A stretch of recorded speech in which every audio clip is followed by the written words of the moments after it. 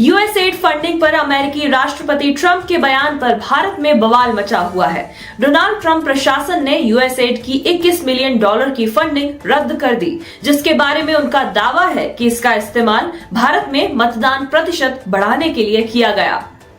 And $21 million for voter turnout in India. What do we need to spend $21 million for voter turnout in India? Wow, $21 million. I guess they were trying to get somebody else elected. Wow, we ought to tell the Indian government, because when we hear that Russia spent about $2 in our country, it was a big deal, right?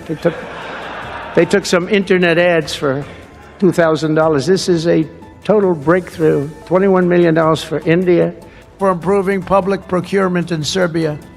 $486 million to the Consortium for Elections and Political Process Strengthening, including $22 million for inclusive and participatory political process in Moldova, and $21 million for voter turnout in India. Why are we caring about India turnout? We got enough problems. Trump के इस बयान के बाद भाजपा लगातार कांग्रेस पर हमलावर बनी हुई है। भाजपा प्रवक्ता गौरव भाटिया ने प्रेस कॉन्फ्रेंस कर कहा, राहुल गांधी ने हमारे देश की अखंडता और संप्रभुता को बनाए रखने के लिए भारतीय संविधान की शपथ ली है, लेकिन वो भारत विरोधी गतिविधियों में लिप्त हैं। अब राहुल गांधी आदरणीय प्रधानमंत्री नरेंद्र मोदी से नफरत करते करते भारत से नफरत करने लगे हैं। वे यहाँ के नागरिकों से नफरत करने लगे हैं। जब वे अपनी क्षमता से प्रधानमंत्री जी को हरा नहीं सके, तब उन्होंने विदेशी ताकतों का सहारा लिया।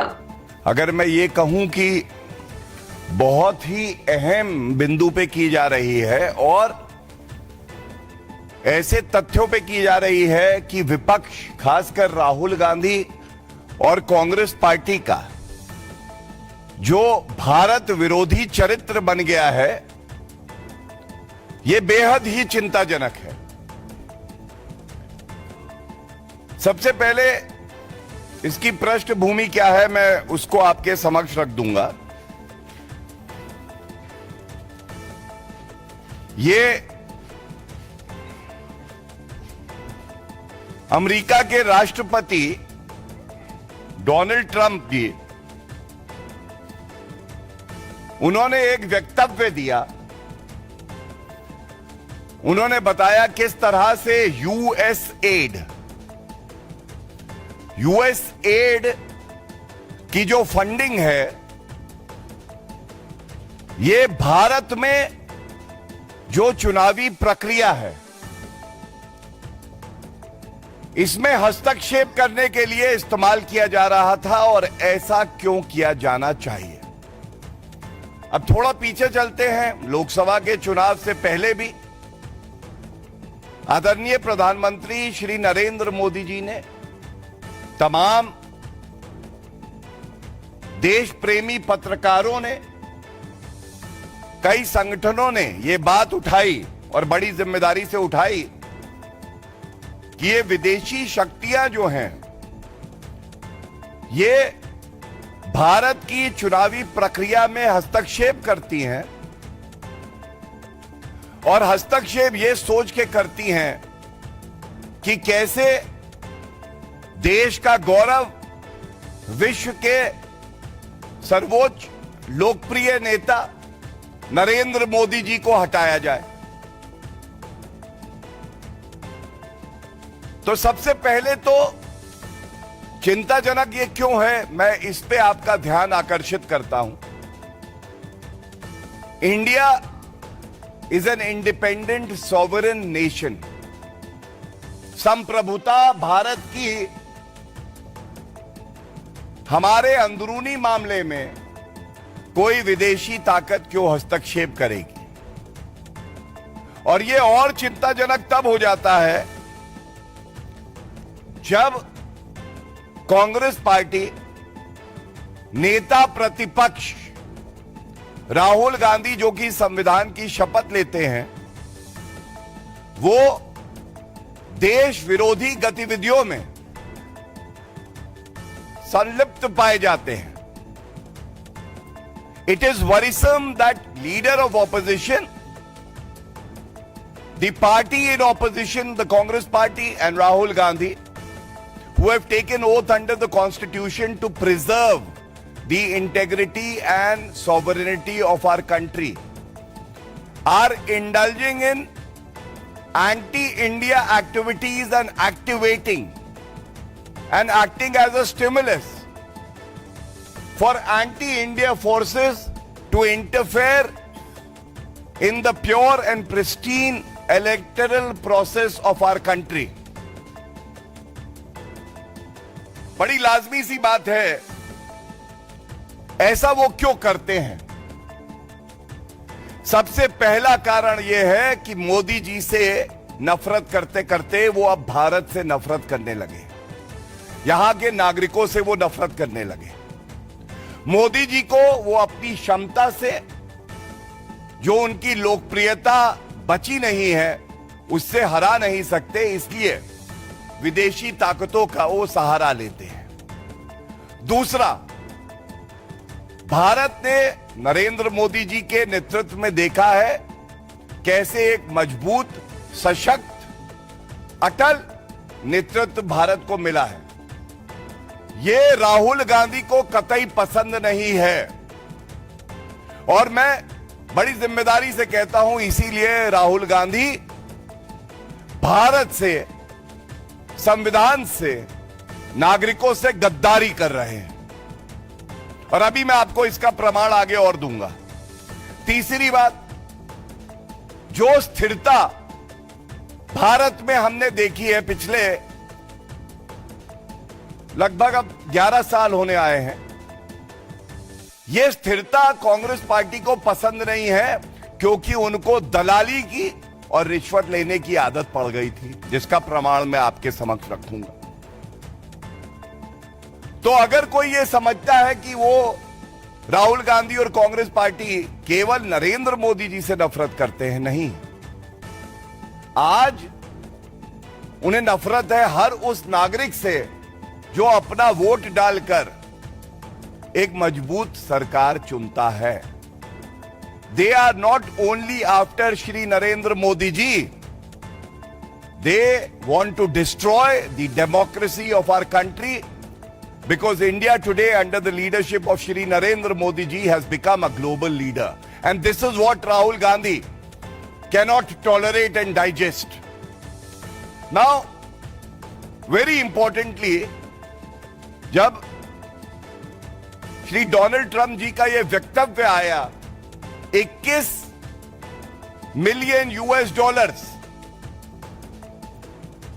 ये दिए गए क्योंकि भारत की चुनावी प्रक्रिया में हस्तक्षेप करके मोदी जी को हटाना था। तो कुछ ऐसे अखबार हैं, मीडिया वाले हैं, जो कि इस पे लीपापोती करके कवर अप करने लगे। तो ये हमारी जिम्मेदारी यहां बनती है कि सबसे पहले तो हम बताएं कि सही तथ्य क्या है। सबसे पहले देखिए, एक ट्वीट है, जब अमेरिका के राष्ट्रपति जी ने कह दिया तो उनसे बेहतर जानकारी तो किसी को हो नहीं सकती, पहली बात। दूसरी, DOGE, department of government efficiency, ये बहुत इंपॉर्टेंट बात मैं आपके समक्ष रख रहा हूं, क्योंकि मुझे पता है गांधी परिवार के चाटुकार भ्रम की राजनीति करने में बहुत आगे हैं और फैला रहे हैं कि ऐसा नहीं वैसा नहीं, चोर की दाढ़ी में तिनका। तो ये ट्वीट दिखाता हूं मैं आपको, और जिसमें क्या लिखा है, तमाम ऐसी संस्थाएं और देश जहां पे हस्तक्षेप हुआ, और उसमें एक लाइन लिखी है, including 22 million US dollars for inclusive and participatory political process in Moldova, जिससे हमें कोई लेना देना नहीं। लेकिन दूसरा, and 21 million US dollars for voter turnout in India. It's a verified handle जो गवर्नमेंट एजेंसियों को मिलता है एक्स पे। 21 मिलियन US डॉलर्स ये वहां की जो मिनिस्ट्री है वो कह रही है। तो अमेरिका के राष्ट्रपति और उनका department of government efficiency DOGE, दोनों ये बात कह रहा है। क्या इसका उत्तर कोई देगा? अब जो बात आती है, ये तो इसलिए प्रमाण दिया कि जब हम अपनी बात आगे बढ़ाएं तो जो सवाल हम पूछने जा रहे हैं, और मुझे पता है कि राहुल गांधी में इतना दमखम नहीं है कि वो इसका उत्तर दे दे, लेकिन जो हमारी जिम्मेदारी है वो जिम्मेदारी हम पूरी करेंगे और तथ्यों के आधार पे करेंगे। एक बात और मैं उजागर कर दूं, एक रिपोर्ट और आई है कि जो फैक्ट चेकर्स हैं, fact checkers, so called fact checkers, जिनके तार जुड़ते हैं गांधी परिवार से, उनका काम फैक्ट चेकिंग नहीं है। उनका काम केवल और केवल जो झूठ राहुल गांधी बोले उसको सत्य बता के और आगे बढ़ाना है। तो इनकी भी फंडिंग हो रही है, और इसीलिए आज सुबह से ये गांधी परिवार के फैक्ट चेकर्स बड़ी अग्रणी भूमिका निभा रहे हैं बताने में कि भाई ये जो 21 मिलियन US$ है, इसका भारत से कोई लेना देना नहीं है। अब मैं आता हूं उस पार्ट पे जो गंभीर सवाल हैं, जो ये साबित करते हैं कि राहुल गांधी देश से गद्दारी करते हैं, और उनकी चुप्पी केवल एक निष्कर्ष तक पहुंचाती है, और वो निष्कर्ष है कि राहुल गांधी ने कसम संविधान की चाहे ली हो, लेकिन मन ही मन वो कसम ले चुके हैं, ठान चुके हैं कि भारत को कमजोर करना है, भारत के लोकतंत्र को कमजोर करना है। सबसे पहले इस पूरे प्रकरण में भी जो नाम सामने आ रहा है, वो नाम आ रहा है जॉर्ज सोरेस। जॉर्ज सोरेस फिर से, मतलब मैं अगर कहूं गांधी और सोरेस, गांडोज, ये तस्वीर है, ये पूरे भारत में हर कोई कह रहा है, और ये इसलिए उठा रहा हूं कि शर्म नहीं आती इन लोगों को। जॉर्ज सोरेस को भारत का ठेका देना चाहते हो तुमसे सवाल पूछा कि भाई ये जॉर्ज सोरेस अंकल कौन है, राहुल गांधी के मुंह से एक शब्द नहीं निकला। लेकिन हां, राहुल गांधी, पहली तस्वीर देखिए, इलान ओमर, ये तस्वीर देखिए। जिसको भारत से नफरत है, राहुल गांधी को उससे बहुत मोहब्बत है। ये इलान ओमर से मिले थे जब ये विदेशी धरती पे थे, अमेरिका गए, और इनका एजेंडा क्या होगा? पहला, नरेंद्र मोदी जी को हटाना है। अरे खुद में दमखम है नहीं, इसलिए विदेशी शक्तियों की तुम बात करते हो, उनका सहारा लेते हो। दूसरा, भारत को कमजोर करना है, क्योंकि मोदी जी के नेतृत्व में तो भारत मजबूत हो रहा है। तो इस तस्वीर में इलान ओमर के साथ राहुल गांधी दिखाई दे रहे हैं। जब पूछा गया कि ये रिश्ता क्या कहलाता है, तो राहुल गांधी ने उत्तर नहीं दिया। दूसरी बात, हम बार बार पूछते हैं और आज फिर मौका है, विदेशी ताकतों की बात चल रही है, ये तस्वीर हम दिखाते हैं। इस तस्वीर में कौन है? राहुल गांधी बैठे हैं और चीन की कम्युनिस्ट पार्टी से MOU किया उन्होंने। हर बार यह सवाल उठा कि इस MOU में क्या लिखा है, आज तक बताया नहीं। विदेशी ताकत के साथ है, भारत को कमजोर करेंगे। और इसके साथ मैं जोड़ दूं, अभी 2 दिन पहले जॉर्ज सोरेस अंकल की बात तो हो गई, एक सैम पिट्रोडा अंकल हैं। सैम अंकल ने कहा चीन हमारा दुश्मन नहीं है, चीन तो बहुत अच्छा है, कमी तो भारत में ही है, यही उनका कहना था। और ये सैम अंकल केवल तभी बोलते हैं जब राहुल गांधी इशारा करते हैं। तो देखिए किस तरह से जॉर्ज सोरेस, इलान ओमर, उसके बाद चीन के साथ MOU, और फिर चीन अच्छा है, हमारा शत्रु नहीं है। ये कड़ी जुड़ती चली जा रही है। विदेशी ताकतों को कौन एक्टिवेट कर रहा है? एक ही गद्दार है ये गद्दार राहुल गांधी। इसके बाद एक और तथ्य बहुत महत्वपूर्ण है। सोनिया गांधी जी ये FDL-AP ये फेडरेशन जो थी उसकी को चेयरपर्सन थी। भारतीय जनता पार्टी ने इसी प्लेटफॉर्म से सवाल पूछे। हमने पूछा ये बताइए, जब वो को चेयरपर्सन थी FDL-AP की, तब रेजोल्यूशन पास हो रहे थे कि कश्मीर जो है वो इंडिपेंडेंट क्यों ना हो। हम अनुच्छेद 370 को संशोधित करते हैं, भारत की अखंडता को मजबूत करते हैं, और सोनिया गांधी जी देश से गद्दारी करके एक ऐसी मीटिंग को चेयर करती हैं जिसमें यह रेजोल्यूशन पास होता है कि कश्मीर को भारत से अलग हो जाना चाहिए। और हमने यहीं से सवाल पूछे, मैडम कृपया करके जानकारी दे दीजिए, क्या आप उस संस्था की अभी भी को चेयरपर्सन हैं? क्या कोई ऐसा रेजोल्यूशन पास हुआ था? कोई उत्तर मिला? नहीं मिला। अब कश्मीर की अगर बात हो तो देखिए, क्यों मैं कहता हूं कि सोनिया गांधी और राहुल गांधी देश के दुश्मन और देश से गद्दारी कर रहे हैं, क्योंकि जब अनुच्छेद 370 संशोधित हुआ तो यूनाइटेड नेशन सिक्योरिटी काउंसिल में पाकिस्तान ने भारत के खिलाफ एक प्रस्ताव रखा। उसका जो डॉजियर था उसकी तस्वीर यहां है। किसका वक्तव्य था उस डॉजियर पे? आपको मालूम है? पहले पृष्ठ पे राहुल गांधी का। राहुल गांधी का वक्तव्य भारत को मजबूत करने के लिए नहीं, बल्कि पाकिस्तान अपने केस को मजबूत करने के लिए इस्तेमाल कर रहा था। इसके बाद जब बात पाकिस्तान की हो रही है तो याद करिए, आज से कुछ साल पहले एक और अंकल हैं, अंकल मणिशंकर अय्यर।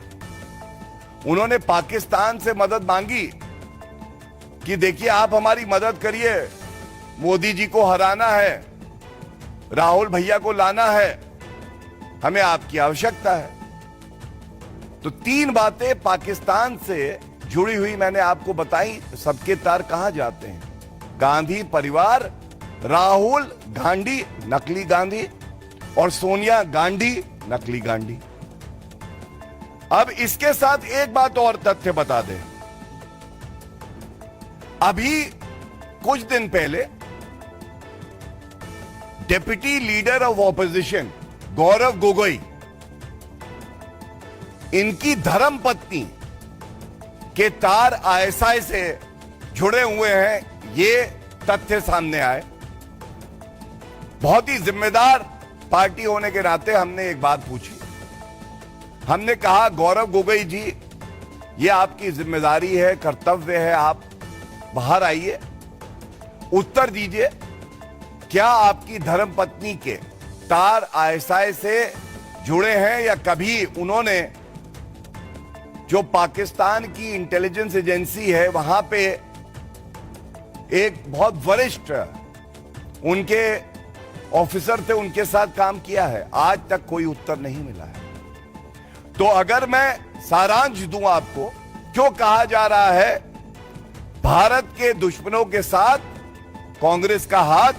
पहला जॉर्ज सोरेस अंकल, उसके बाद MOU कांग्रेस का पार्टी टू पार्टी, उसके बाद सैम पिट्रोडा का यह कहना कि चीन हमारा दुश्मन नहीं दोस्त है, फिर सोनिया गांधी का FDL-AP का को चेयरपर्सन होना, उसके बाद गौरव गोगोई की धर्मपत्नी के बारे में जो तथ्य सामने आए, राहुल गांधी का इल्हान उमर से मिलना, और मणिशंकर अय्यर का पाकिस्तान से मदद मांगना।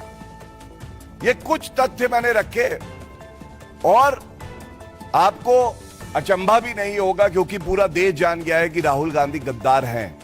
मोदी जी से नफरत करते करते वो कोई भी ऐसी गतिविधियों में लिप्त पाए जा सकते हैं, चाहे वो देश विरोधी क्यों ना हो, अगर मोदी जी को नुकसान हो और भारत को नुकसान हो। तो ये सारे प्रश्न जब पूछे गए तो राहुल गांधी ने आज तक एक भी उत्तर इस पे नहीं दिया, और हम अभी भी उम्मीद करते हैं, हम गद्दारों से भी उम्मीद करते हैं कि वो उत्तर देंगे इन प्रश्नों का, क्योंकि ये उत्तर भारत की जनता आपसे मांग रही है।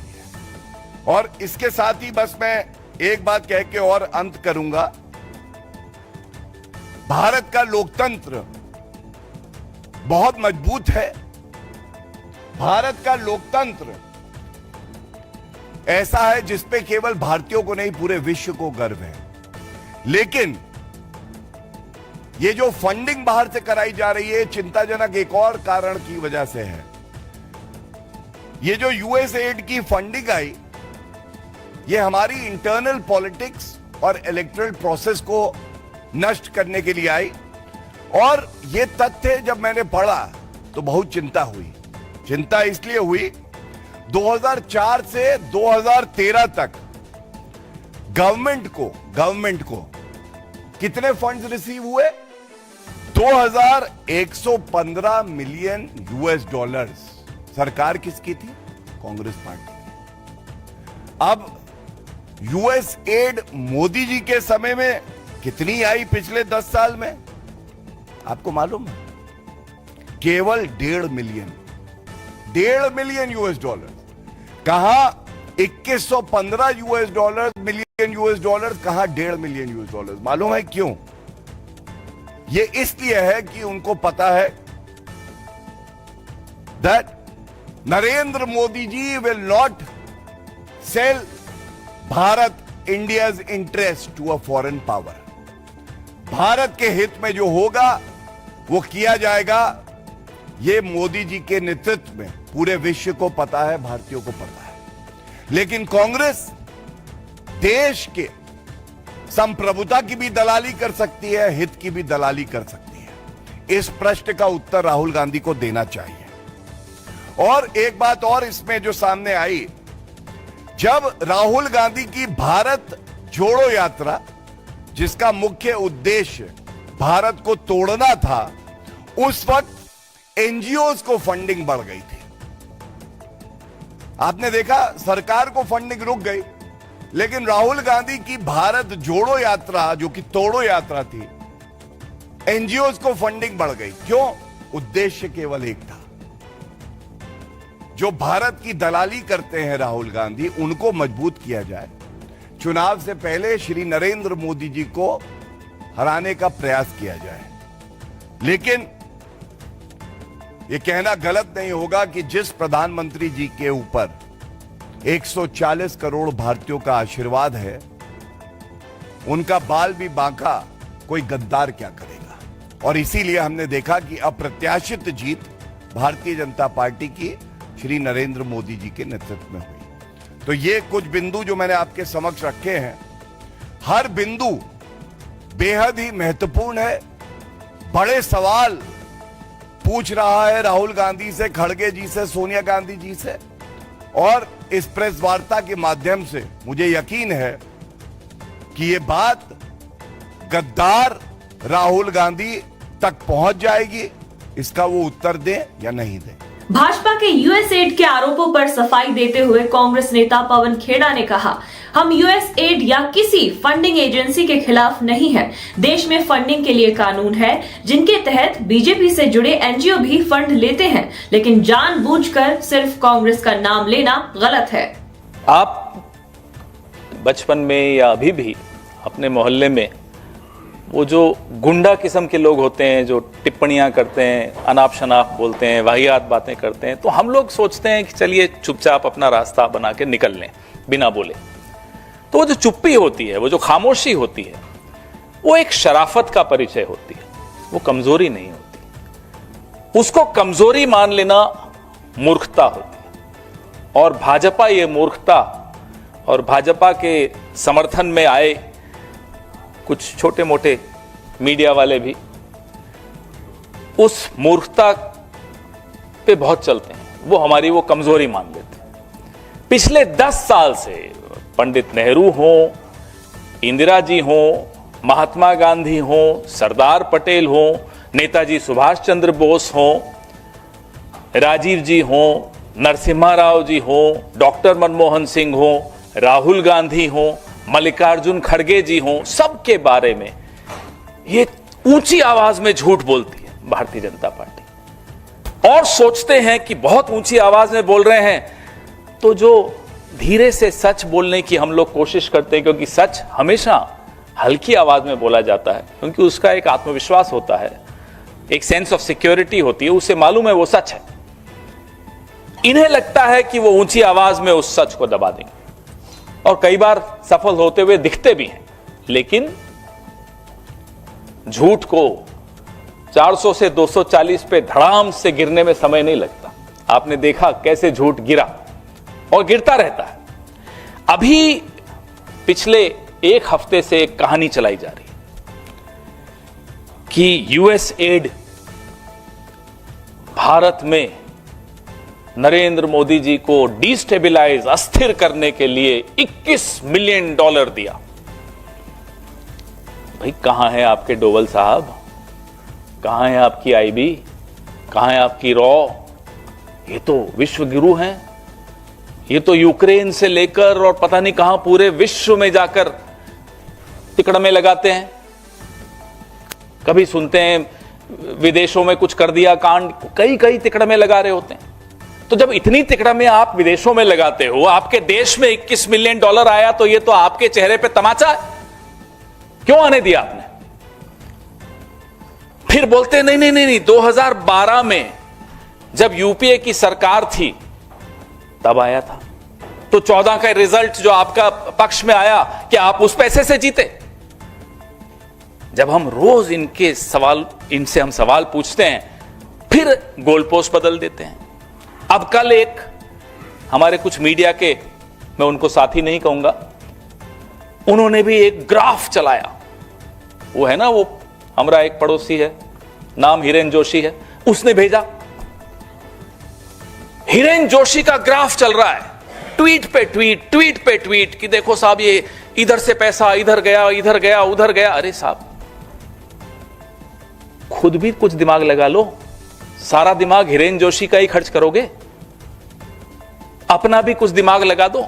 फिर किसी ने दिमाग लगाया, ये उसका नतीजा।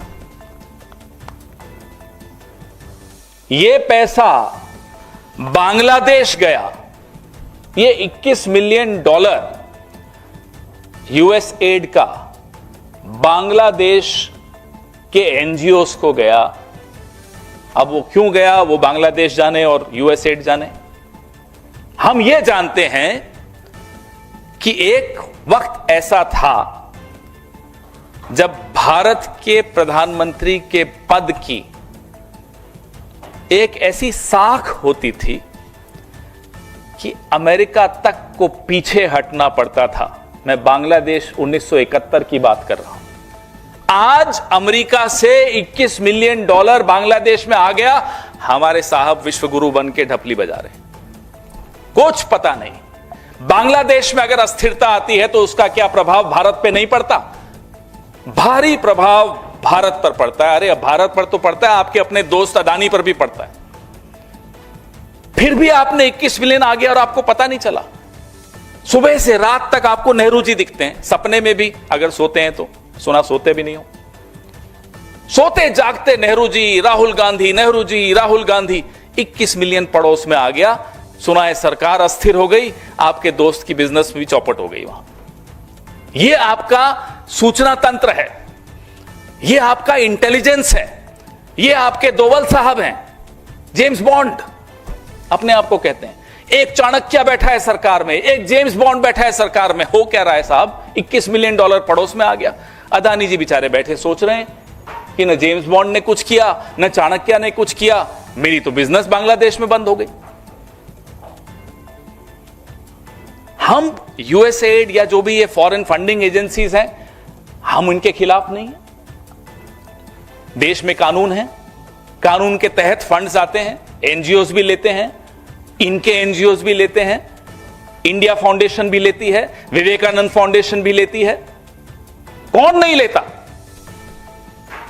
लेकिन सिलेक्टिवली आप बोलें कि साहब कांग्रेस की सरकारों ने ले लिया, अरे जब स्मृति ईरानी ब्रांड एम्बेसडर थी यूएसएड की और सिलेंडर लेकर यहां सड़कों पर प्रदर्शन करती थी, तो क्या यूएसएड करवा रहा था वो प्रदर्शन? बताइए। अन्ना हजारे, उनका एक वीडियो मैं भी आपको दिखाता हूं, यहां आंदोलन किया, हमारी सरकार उसके बाद चुनाव हारी, फिर वो अमेरिका में गए, रोड शो किया उन्होंने। फोर्ड फाउंडेशन का पैसा आता था, सबके सामने था, उसमें आरएसएस भी इन्वॉल्व। देखिए ये वीडियो, ये अन्ना हजारे जी घूम रहे हैं न्यूयॉर्क की सड़कों पर। and the son and daughter of Martin Luther King. He will also be sharing ideas with Silicon Valley entrepreneurs and speaking at the prestigious Wharton School.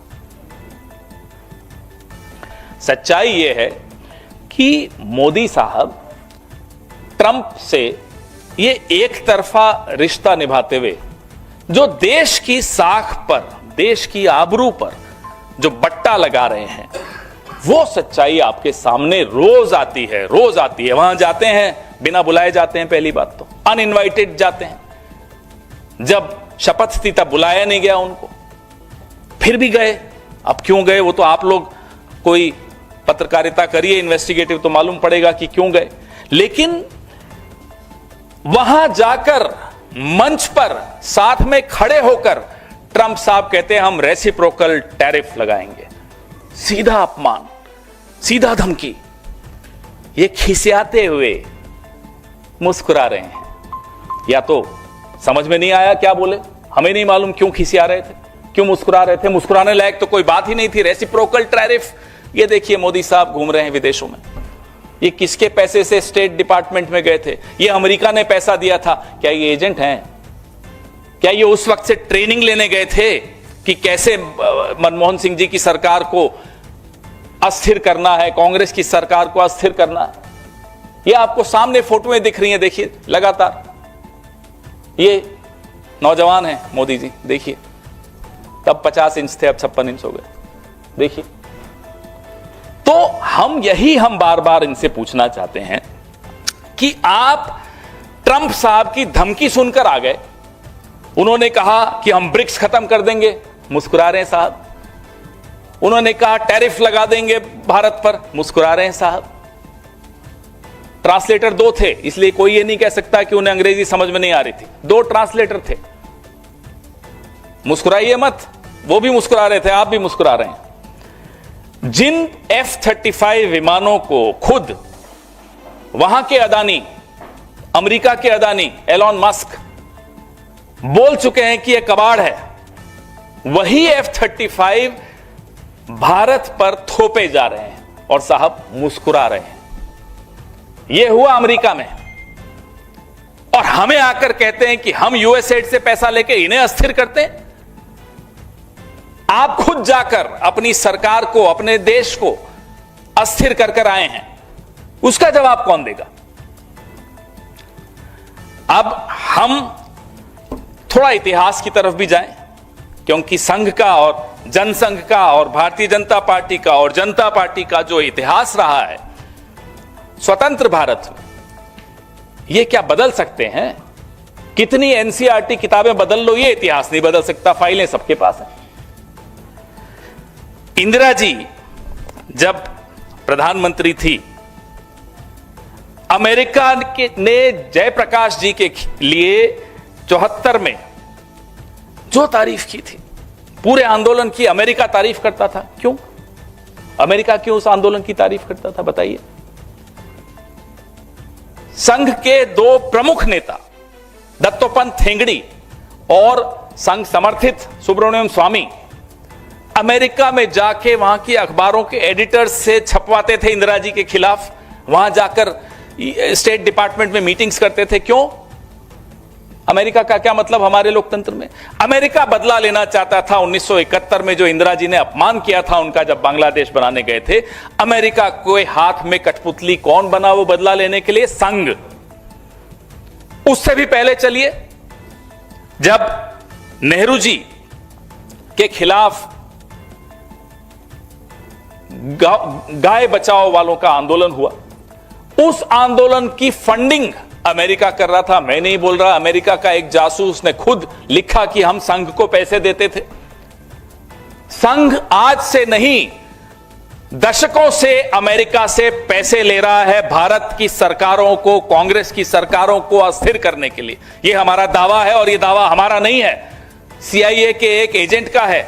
जब वो सीआईए से निकला, बच के भागा, उसने किताब लिखी, मैं आपको एनेक्सर्स दे रहा हूं, उसमें उसने स्पष्ट लिखा कि कैसे आरएसएस कठपुतली के तौर पे, और उस वक्त आरएसएस प्रमुख कौन थे?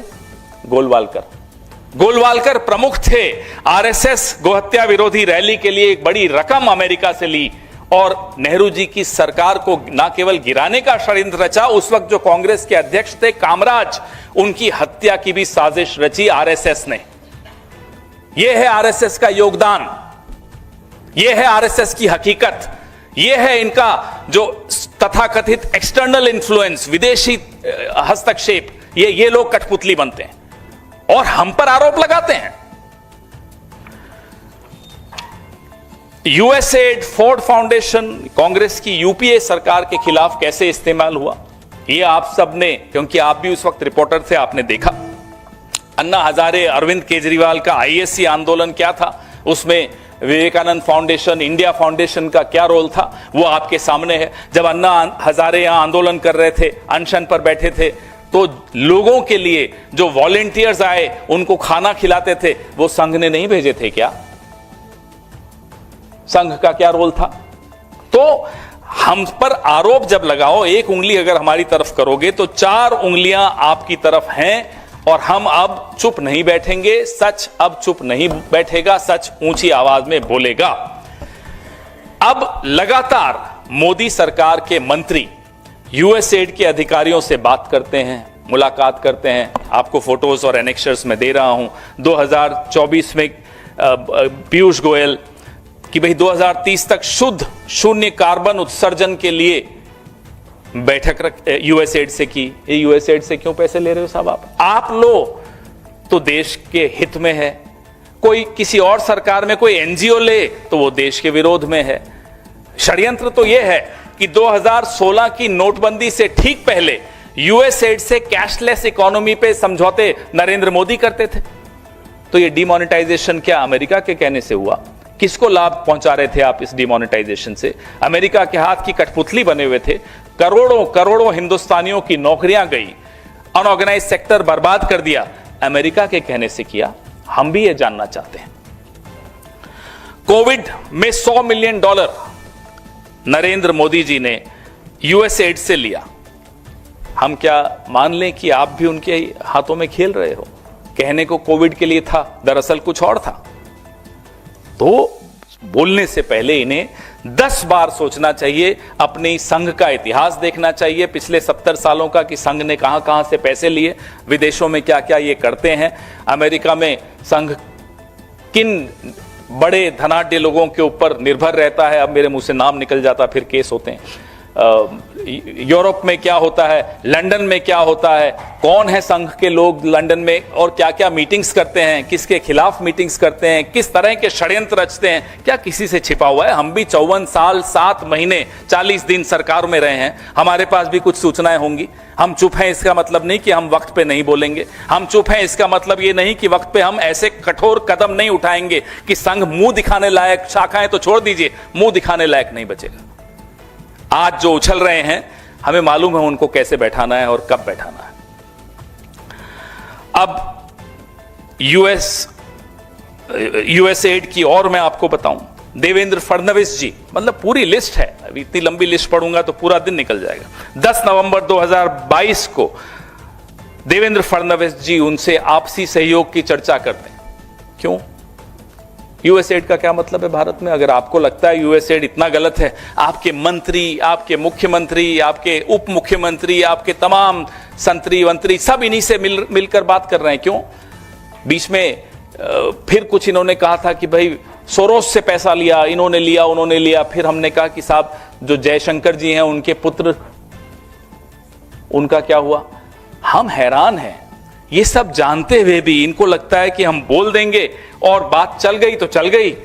अब आप सरकार में बैठे हो, गैर जिम्मेदाराना तरीके से बात करना इनको बंद कर देना चाहिए।